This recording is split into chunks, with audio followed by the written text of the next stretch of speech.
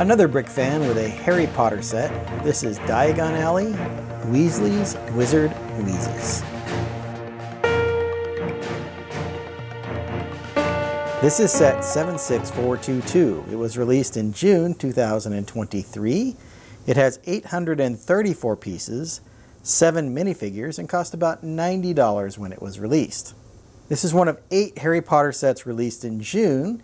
It's sort of a remake of the Weasley's Wizarding Wheezes shop that was included in the Diagon Alley set. And it's nice to get kind of a play set and a standalone set for cheaper. Since this one runs around $90, the Diagon Alley set ran $400 when it came out. I think overall it's a pretty good model. It's smaller than the Diagon Alley set, and it has a different kind of side building.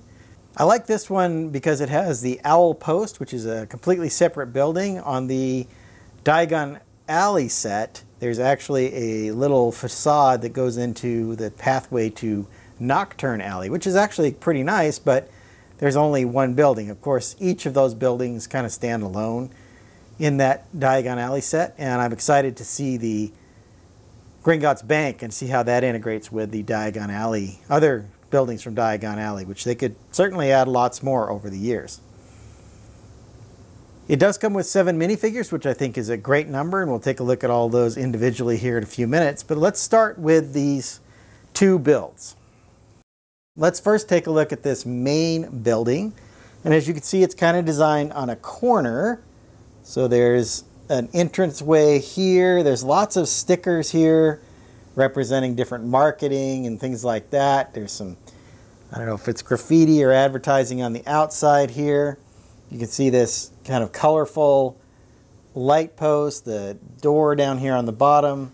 I do like the way they built this wizard here as part of the display. Now you can move this hat, but it doesn't actually cover up the rabbit. It's just a solid piece here, but that can be articulated a little bit. This arm, of course, will also move.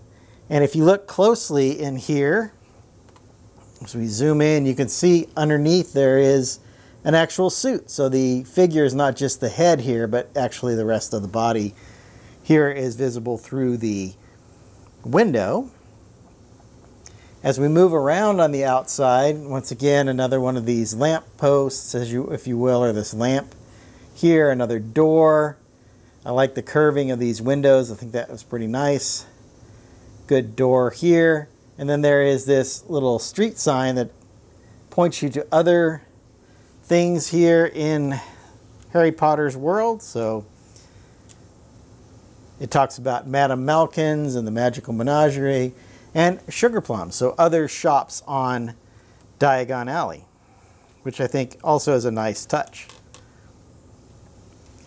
Looking at the interior of the building, there you can see it's very colorful, a lot of stuff going on.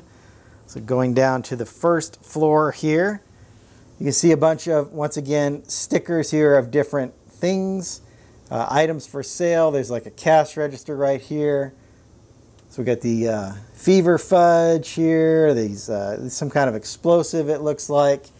Here's the puking paisleys, of course. The fainting fancies, and then down here is the nosebleed nougat. So lots of different things they had. There's a love potion, at least a hint to the love potion way back there in the curved window where you see those little heart pieces in that trans red color, which is quite nice. Moving up to the second floor, once again you can see here's some puking pastels here. There's one of these new rock pieces, which is a really nice piece. And this is a Peruvian instant darkness powder. Sticky trainers. It looks like electric handshake, and these are some kind of another exploding box here. And there's a couple of these little balls that have these nice printing on them as well.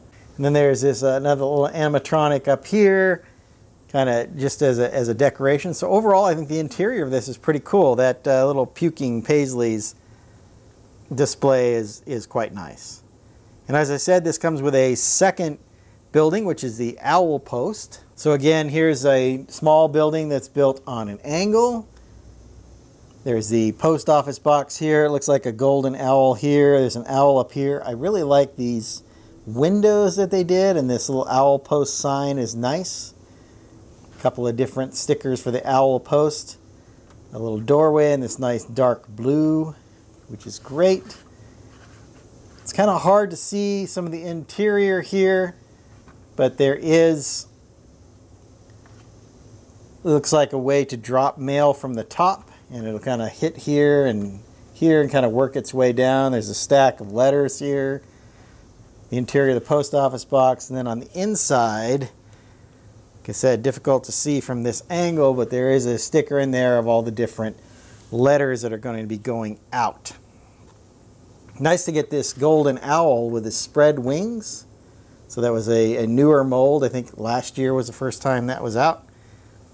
So nice to get that in the gold color. Let's go ahead and take a closer look at all of our minifigures. As I mentioned in the beginning, this set includes 7 minifigures. They include Ginny Weasley, Romilda Vane, Ron Weasley, Lavender Brown, an owl post worker, and of course the twins, Fred and George Weasley. Let's start with the non-Weasleys, because there's 4 Weasleys, so we'll start with these 3. This is Romilda Vane, who I believe was a reporter for the Daily Prophet. This is Lavender Brown, who was the girl obsessed with Ron in the 6th movie. And this over here is an owl post worker, someone who works at the post office, essentially. All very nice figures. I like Romilda's hair here with the kind of braid in front, or the hair in front and then longer hair in back. She's got this kind of gray sweater on. Then Lavender here is wearing a necklace and has kind of a heart sweater on as well. And then the owl post workers in this nice uniform with a coat and tie. The purple is a very nice color. She has kind of a freckled face, which is kind of nice. They've all got a fairly smiling expression. Now Lavender has this, I don't know what they would call the princess type hairpiece. You see this with a little braid that goes around the back. Seen that in many colors over the years. And our owl post worker has a really big, wide kind of hairpiece. And you see all of them have a little bit of back printing. There are alternate expressions for all 3 of these figures as well. So those are, for only these first 2 have, I most misspoke, the first 2, so Romilda and Lavender both have alternate expressions, but our owl post worker does not. You also get a good look here at the back printing here for Lavender.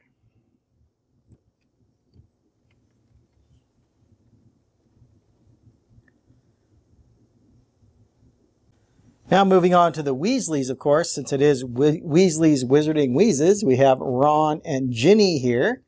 Ron has this brown striped sweater on, his signature red hair, nice smiling face. Ginny has the hair, the longer hair that goes over her shoulders, which is pretty nice. A blue sweater, it looks like, that's just buttoned on top with a gray shirt underneath. Both have the full-size legs, since this is in, I think, the 6th or maybe even 7th year. No side printing, and then a good continuation of the printing in the back there. And here's Ron's alternate expression. And Ginny also has an alternate expression here, as you can see.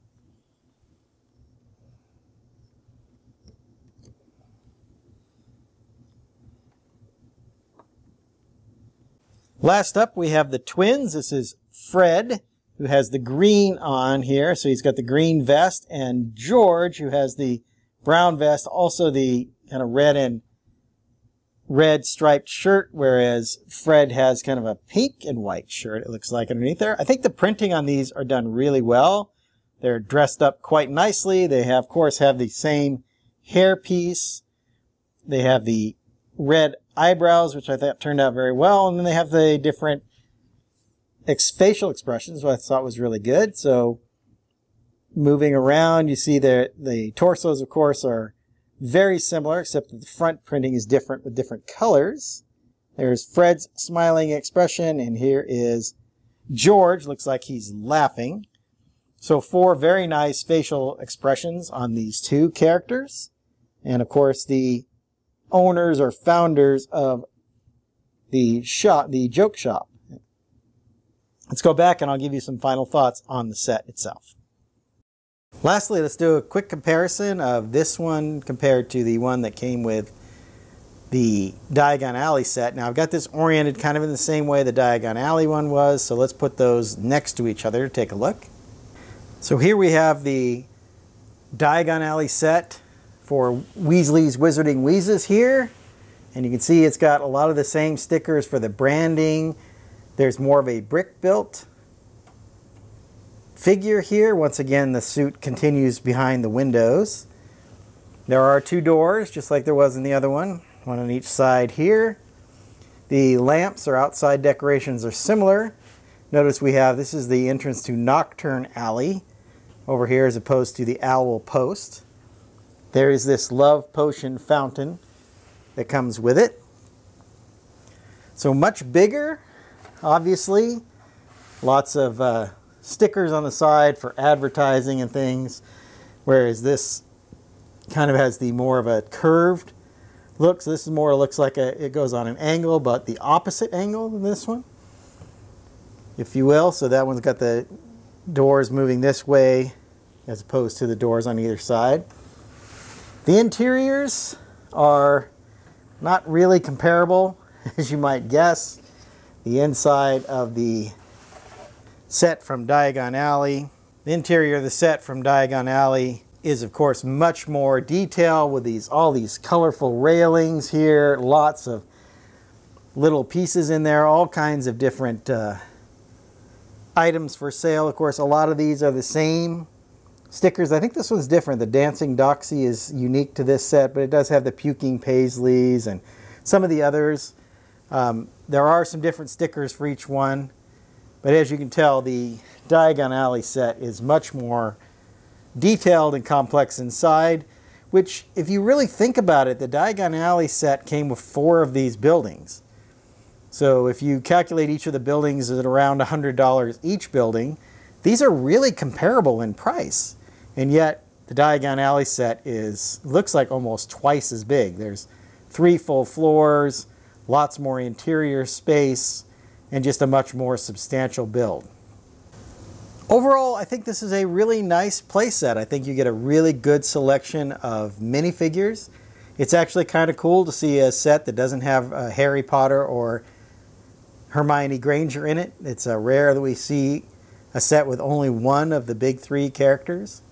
So it's nice to get Ginny Weasley and, of course, Fred and George with Ron, and then these kind of side characters, if you will, with Romilda Vane, Lavender Brown, and the Owl Post worker.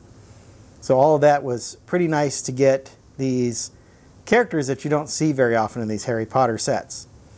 Overall, as a play set, I think this is really nice. I think that's a little bit easier perhaps to get in and actually do this as a play set. There's more room to get in to the model, even though it doesn't have as much space or not quite as detailed as the larger model from Diagon Alley. So for what it is, I think it's quite good. As far as value goes, it's just a little over the 10 cent per piece. So we're looking at 834 pieces for $90. So maybe pushing almost 11 cents per piece. I think 10 cents is where I start for good value, but it does come with 7 minifigures, which I think is a really good deal. That's, over $35 just in minifigures, if you're calculating about $5 a piece for minifigures. So overall, I think it's a good value.